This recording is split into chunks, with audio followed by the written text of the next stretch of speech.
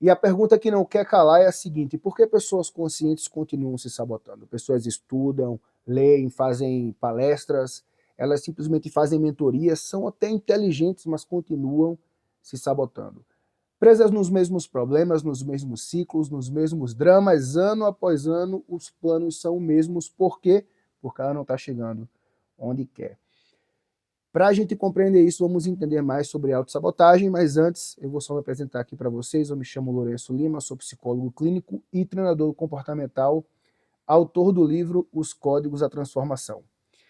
Então, vamos lá. A autossabotagem, ela, segundo a revista acadêmica Very Well Mind, ela é uma ação ou uma falta de ação que tende a cancelar ou a estagnar ou a arruinar os teus planos e os teus projetos. E essa ação pode ser consciente ou inconsciente. Peraí, Lourenço, você está falando que conscientemente eu poderia me sabotar? Sim, é claro, até racionalmente falando. Por quê? Se você se propõe a fazer exercícios, mas naquele dia, conscientemente, você fala, não, eu tenho outros afazeres e o exercício não é tão importante. Você está deixando de cumprir a sua palavra e por uma falta de organização e uma falta de gestão das suas atividades, está deixando de fazer algo que você prometeu a si mesmo, está se sabotando, e aí você sabe, né? Eu lembro que eu fiz natação durante muitos anos e teve uma gripe que me fez deixar de ir para a natação umas 2 semanas seguidas. Aquilo foi o suficiente para eu começar a falhar em vários treinos e começar a pensar, será que não é melhor eu deixar de fazer natação? Porque eu já fiz tanto tempo, eu já sei nadar e existem coisas melhores para fazer. Então, tudo o que você está fazendo, por mais que você pense que é só uma pequena falha, aquela pequena falha pode ser um mecanismo de autossabotagem que vai justamente arruinar os teus planos e os teus objetivos. E ela também pode ser inconsciente, como você atrasar o início de um projeto, deixar de concluir alguma coisa por um medo, por exemplo, do fracasso ou medo do sucesso. Lourenço, peraí. Medo do sucesso não é comigo. Pode mandar o sucesso para cá que eu bato no peito. Não é bem assim. Existem medos de sucesso. E eu vou explicar mais para frente sobre isso. E você vai compreender, sim porque sim, de uma maneira detalhada, por que isso acontece. Então, existem algumas causas que podem levar a pessoa a uma autossabotagem. Essas causas eu vou chamá-las de raízes, tá? A primeira delas é a baixa autoestima. A baixa autoestima é uma crença que você tem de si mesmo, onde você se vê como inferior, menor ou não merecedor de alguma coisa. Isso acontece pelo conjunto de experiências que você tem. Inclusive eu falei um pouco sobre isso nos vídeos anteriores. Se você quiser dar um play lá, eu vou explicar bem para você por que você não cumpre o que você promete para si mesmo. Isso tem relação com a baixa autoestima. Então, uma pessoa que teve experiências que levaram ela a ter uma percepção negativa de si mesma. E o mais engraçado disso é o seguinte: existem pessoas com autoestima topada lá em cima, fazendo coisas incríveis, e a única diferença entre elas e você é que elas tiveram um conjunto de experiências que foram positivas e deram aquela crença de confiança e de que ela é capaz. Se você tivesse passado por experiências semelhantes às dela, com certos triunfos, certas vitórias, você também pensaria parecido com ela e também teria um potencial ou um desempenho semelhante ao que ela apresenta. Veja que interessante, o conjunto de experiências fazem você ter uma crença. Essa crença, ela está só abaixo da identidade, mas ela consegue dizer o porquê das coisas. Você vai se dar bem, Lourenço, porque você é capaz. Então a minha estratégia é conseguir fazer aquilo de alguma forma. Agora, Lourenço, você não vai se dar bem porque você não é capaz. A minha estratégia é fugir ou não fazer aquilo, certo? Então, primeira causa ou raiz da autossabotagem é a baixa autoestima, que é uma crença. A segunda raiz da autossabotagem é o medo do fracasso ou o medo do sucesso. Vou explicar melhor, tá? O medo do fracasso, ele vem e também tem uma raiz parecida com a baixa autoestima. Por quê? Porque a pessoa acredita que ela não vai conseguir fazer aquilo, ou o que vão pensar se ela não conseguir fazer aquilo. Ou como ela vai lidar consigo mesma se ela não conseguir fazer aquilo. Tá, Lourenço, é fácil entender sobre o fracasso, mas sobre o sucesso, como é que alguém vai ter medo do sucesso? Às vezes, a pessoa tem certas raízes, isso já vai entrar na próxima, que é a infância, mas só dando uma pincelada, às vezes a pessoa tem certas raízes em que, por exemplo, os pais, eles não tinham uma grande ascensão profissional ou financeira, e a pessoa acredita, por exemplo, que vai estar traindo as suas raízes familiares se ela se destacar. Existem várias coisas que podem acontecer e que talvez acertar ou conquistar aquilo que você quer vai gerar uma mudança muito grande na sua vida e você talvez não está pronto para essa mudança. Às vezes uma promoção seria mudar de cidade ou fazer alguma coisa assim, e isso vai te conectar com certas inseguranças e talvez um medo do próprio sucesso. Então, isso é muito real e isso é para todo mundo. A gente tem que estar pronto. Muita gente se prepara para o dia, não o dia que isso acontecer, mas não se prepara para a hora, ou seja, na hora que está acontecendo, eu estou indo bem, eu estou conseguindo viver conectado com isso que eu quero. Então, o medo do sucesso, ele vem de um completo desconhecido que você não sabe como vai ser, como você vai lidar com isso.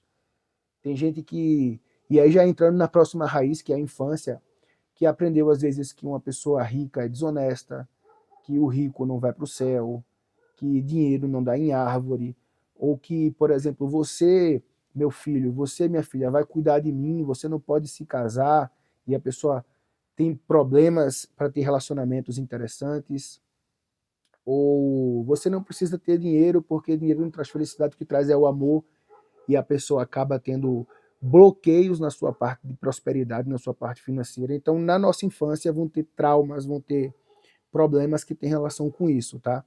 E uma outra raiz é a procrastinação ou perfeccionismo. Inclusive, o perfeccionismo é uma coisa que tem gente que acha positivo, só que é péssimo, mas péssimo de verdade, porque, como também empresário, vocês que me acompanham no Instagram sabem que eu e a minha esposa temos também lojas de roupas femininas. É, é, Muitas entrevistas as pessoas falam, não, meu problema, meu defeito é que eu sou perfeccionista. Cara, tá com a pessoa perfeccionismo é péssimo, péssimo, porque a pessoa não consegue fazer nada, ela se cobra demais, tudo que ela começa ela não termina porque não tá bom o suficiente. Então o perfeccionismo ele trava e tranca completamente. Não é, ai, eu faço tudo tão bem feito que eu sou perfeccionista. Não, se você faz as coisas bem feito, você é talentoso, você é caprichoso, você é uma pessoa que possui capacidades, que possui responsabilidade. Por isso, você faz as coisas bem feitas. Você não é perfeccionista. Já não usa mais isso, tá? Já a pessoa procrastinadora é aquela pessoa que pensa que o eu do futuro dela vai dar um jeito nisso. Só que sempre que ela vai empurrando com a barriga, sempre que vai acontecendo alguma coisa, chega uma hora que aquilo fica impostergável, ou seja, não tem mais como adiar e você tem que fazer de qualquer jeito e você faz de qualquer jeito e você não faz tão bem feito e você acaba se sabotando e perdendo oportunidades incríveis na sua vida. Então eu selecionei essas quatro, né? Baixa autoestima, que é uma crença, o medo do fracasso, do sucesso, traumas de infância ou crenças que foram absorvidas durante a infância e a procrastinação e o perfeccionismo como essas quatro causas principais. E essas causas, é interessante você refletir o seguinte, que hoje nós estamos na sociedade que fala que conhecimento é poder. E isso é a maior baboseira que eu já ouvi na vida. Conhecimento não é poder. Por que pessoas mais conscientes continuam se sabotando? Esse é o título do nosso vídeo. Por quê? Porque conhecimento, ele é potencialidade. Desculpa. O que é que isso quer dizer? Que o conhecimento ele te dá o potencial de você fazer algo, mas não quer dizer que você vai fazer. Então, estamos hoje numa sociedade onde qualquer um pode pegar o chat GPT e conversar com ele. Enquanto os clientes conversam com o chat GPT, chegam até mim e falam, Lourenço, eu conversei tudo com o chat GPT. Disse, bacana, aí, o que é que você chegou à conclusão? E a gente vai conversando e eu começo a dar insights à pessoa que ele fala, caramba, mas eu não consegui ter isso com o chat. É claro, um faro de mais de uma década como terapeuta, ajudando mais de centenas de pessoas. Como é que a pessoa vai trocar isso por uma inteligência artificial? Então, é importante você compreender que o conhecimento não é poder. O conhecimento é potencial. Por quê? Porque poder é sabedoria. Quando você tem um conhecimento e aplica esse conhecimento. Existe um autor da filosofia que muita gente chama de Goethe, mas não é esse nome porque ele é alemão, então a pronúncia não é essa, é Goethe. Mas deixa isso para lá. Que ele fala o seguinte: saber não é nada se você não aplica. Ou seja, você ter um conhecimento e não aplicá-lo não muda nada, porque o conhecimento ele tem que ter discernimento, intencionalidade e ação. São essas três fases que o conhecimento deve passar para que ele se torne sabedoria.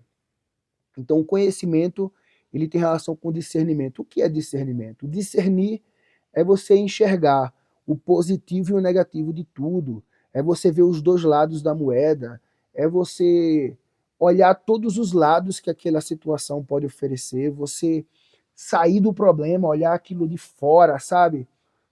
É você ter uma visão estratégica. O discernimento ele é importantíssimo, porque você vai parar e você vai refletir, você vai entrar num estado onde você vai analisar algo de fora, ou você vai compreender algo. O discernimento é uma análise. Já a intencionalidade é com que intenção eu vou usar isso aqui. Qual é o meu objetivo ao usar isso aqui? E a ação, ela vai fazer com que eu tenha uma experiência. E quando a gente fala em filosofia, o filósofo, como amante da sabedoria, segundo a raiz etimológica, diz o seguinte: se eu fui mal em alguma experiência, poxa, eu fui mal como? Onde é que eu posso mudar? Como eu posso melhorar? Se eu fui bem, o que eu fiz de diferente? Como eu posso replicar essa experiência? Como eu posso ter outras vitórias? Então a gente está sempre aprendendo. Isso é filosofia. Isso é ser amante da sabedoria. Então, a própria Wikipédia trata a sabedoria como um conhecimento aplicável. Então, vamos lá. Digamos que você simplesmente lê um livro, uma pessoa lê um livro de como pousar um avião. E aí tu vai dar um avião para ela pousar porque ela leu um livro e tem um conhecimento que é o grande poder? É claro que não. Uma pessoa leu, por exemplo, como se faz uma cirurgia cardíaca, ela viu um vídeo no YouTube como faz, tu vai deixar ela abrir teu peito para fazer uma cirurgia? É claro que não. Por quê? Porque conhecimento não é poder. Existem pessoas aí entupidas de conhecimento que são obesos mentais e não aplicam na vida nem 10% do que sabem. Não adianta um mar de teorias, é melhor um pingo de prática. Diz um autor chamado Samael Aunveon, um filósofo contemporâneo da gnosis. Inclusive, é o mestre que tem relação com os cursos de autoconhecimento que nós damos, que vocês veem aí nas palestras, que eu mostro aí no meu Instagram, que ele fala o seguinte: é melhor você praticar 1 hora de meditação do que ler 100 livros orientais. O que adianta você ler tudo sobre meditação se você não medita? Então, conhecimento não é poder, já grava isso. E existe um abismo enorme, uma distância entre você saber e você viver. Essa distância mostra quem está desperto e quem não está desperto. Aquele que está desperto para de se auto-sabotar, ele começa a compreender a si mesmo, ele vai observando a si mesmo. Ele vai entendendo que saber algo é diferente de viver. Que conhecer algo é diferente de ter a sabedoria sobre esse algo. Então, a partir do momento que você entende isso, você começa a pensar, peraí, não adianta eu saber um monte de coisa, estudar um monte, me preparar tanto, porque os próprios alquimistas falavam. Chega uma hora que você tem que rasgar os livros e branquear o latão. Ou seja, ir para o trabalho duro, colocar em prática, extrair sabedoria. Não adianta você ler tanto, você estudar tanto se você não sabe aplicar. Existe um código que é chamado Código do Redirecionamento Consciente. Esse código está no curso, o Código de Conduta, que, vale de passagem, eu vou até fazer uma pequena propaganda para vocês, mas eu vou explicar o código depois. Vocês chegaram até aqui, devem estar interessados em saber sobre isso. O curso Código de Conduta, ele é um curso que é a metodologia própria, você não vai encontrar isso em lugar nenhum, nem aqui no YouTube, nem em lugar nenhum, porque é uma metodologia desenvolvida por mim, por mais de uma década de terapia. Eu fui percebendo exatamente os padrões que tinham que ser mudados para gerar mudanças incríveis nas pessoas de forma duradoura. Então, eu organizei várias aulas em 14 códigos que reestruturam a tua estrutura interna. Vale a redundância. Eles vão reestruturar a tua força interior e fazer com que você consiga alcançar os objetivos que você quer. Então, a partir do momento que você tem o seu próprio código de conduta, escreve o seu próprio código de conduta, tem suas próprias regras, desenvolve o autorrespeito, o autocritério, você começa a conquistar os seus objetivos, porque você sabe a direção que você está indo. E falando em direção, esse código chamado redirecionamento consciente, ele vem depois de uma aula chamada As Armas da Consciência contra os Desejos que Enfraquecem. Por quê? Porque quando você pensa em baixa autoestima, medo, traumas de infância, procrastinação, no fundo isso é um desejo de preservação, um desejo que quer te afastar da dor. E quando você pensa nesse código do redirecionamento consciente, e você começa a pensar, você não pode ser tão raso, tá? Você tem que ser mais profundo. E isso vem como? Primeiro passo. Eu não sou o desejo, eu sou quem o observa. Ou seja, você vai sentar, respirar conscientemente, trazer você para esse momento de presença e vai dizer: não sou o desejo, sou quem o observa. E você vai nomear esse desejo. Porque não vai, eu tenho o desejo de tal coisa, isso é raso. Que desejo? Qual é o nome dele? Esse desejo aparece em que momentos do meu dia? Esse desejo já me sabotou em alguma outra situação? Então você tem que compreender que o desejo é esse, dá um nome para ele. Quando você faz isso, você descobre o nome dele, você vai dizer o seguinte: eu estou com vontade de. E você vai saber o que você tem vontade, certo? Porque eu quero sentir, e você vai escrever o que você quer sentir. Você sabe qual é a vontade e sabe o que você quer sentir. Você está fazendo o quê? Você está dissecando ou você está dividindo, você está fracionando esse desejo para que você entenda que ele quer te levar a uma finalidade, você quer se sentir de alguma forma. Então tem gente, por exemplo, que tem vontade de fumar, por quê? Porque quer se sentir mais tranquilo. Poxa, mas existe a meditação que vai te dar isso e é muito mais saudável. Tem pessoas que querem, sei lá, usar algum tipo de droga porque elas querem sentir o quê? Elas querem fugir daquele problema. Poxa, mas se você foge, o problema continua lá, você tem que ter força para encarar isso. Então, essa frase simples, estou com vontade de, coloca lá. Porque eu quero me sentir, coloca lá. Você vai entender mais sobre si mesmo. E a partir disso, você vai começar a pensar, qual é a nova ação? Qual é o que eu posso fazer agora para sentir isso, que seja mais saudável, mais conectado com a minha vida? Porque o que eu estou fazendo hoje está me sabotando e está fazendo com que os dramas continuem, os ciclos continuem. E eu me considero tão consciente, por que eu não estou conseguindo fazer isso? Então, esse código que eu expliquei para vocês é um código. No curso existe uma ficha muito mais completa, muito mais elaborada. É só para vocês sentirem o sabor desse código. E como são e como são práticos. Ou seja, você vai entender o que você quer sentir e o que você está fazendo para sentir isso. Vai ter uma nova conduta, uma nova ação que vai ser muito mais saudável para você. Então, a partir do momento que você entender que conhecimento não é poder, é apenas um potencial, e que você pode estar se sabotando, mesmo sendo uma pessoa que busca ler, que busca estudar, que você tem que praticar, tudo leva ao comportamento. Então, essa nova ação vai te ajudar a começar a dar um novo rumo para o teu dia. Eu espero que você tenha gostado desse conteúdo. Todo domingo eu estou postando um novo vídeo aqui no canal. Se você não é inscrito, já se inscreve, porque aqui vai ter papos nesse nível, para que você compreenda mais sobre si mesmo e comece a ter uma vida muito, muito melhor. Desculpa a rouquidão, eu estou num lugar aqui super frio, então acabou tendo bastante oscilação de temperatura, mas estou bem e desejo a você triunfos, porque muita gente sabe onde quer chegar, muita gente sabe o que quer, mas não consegue colocar isso em prática. É por isso que o código de conduta é tão importante e é por isso que esse código ele vai te ajudar a ter uma ação mais consciente para que você pare de se sabotar. Um grande abraço e até o próximo vídeo.